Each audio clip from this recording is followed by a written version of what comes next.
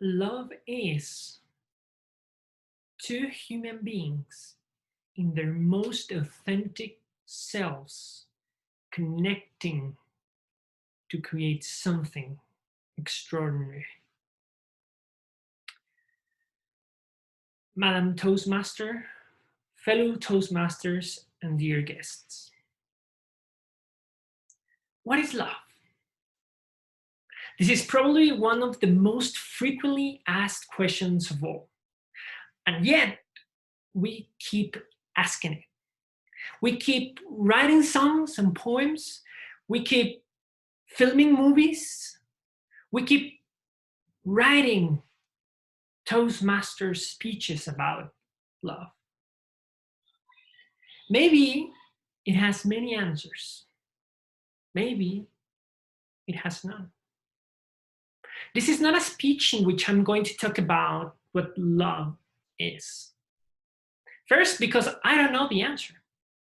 But rather, this is a speech in which I'm going to share with you two stories that have taught me the meaning of love.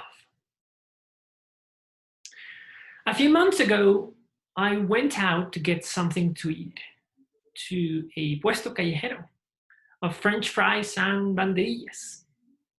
I already knew the lady that attended the puesto, and so we started talking about my ex-girlfriend, about work, about life. At some point, she started telling me about how tired she was of having to work every single day for long hours at night, preparing the food and buying things all by her own. I asked her if she didn't have anyone that could help. She didn't. But she used to have. A few years back, she and her ex-husband used to work together. They started the puesto callejero together. She was in charge of preparing the food, and he helped her with going to the Central de Bastos to get the necessary ingredients, to carry things around, and in general with everything and anything she asked him to do. He would even accompany her at night when she was working.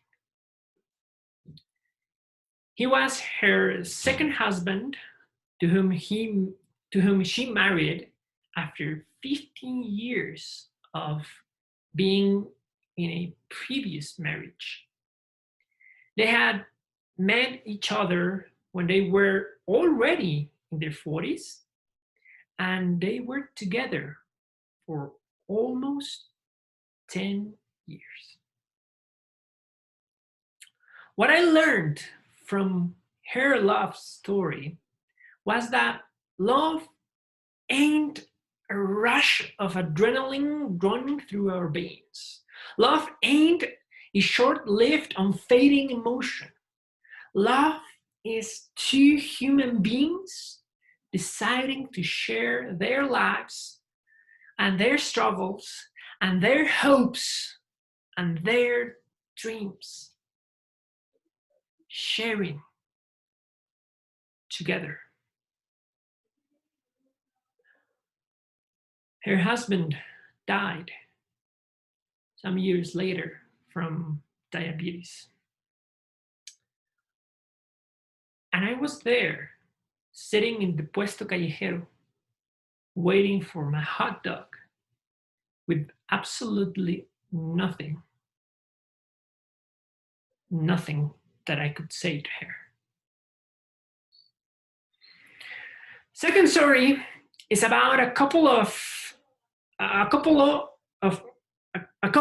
in their 20s, both studying in the same college and truly in love.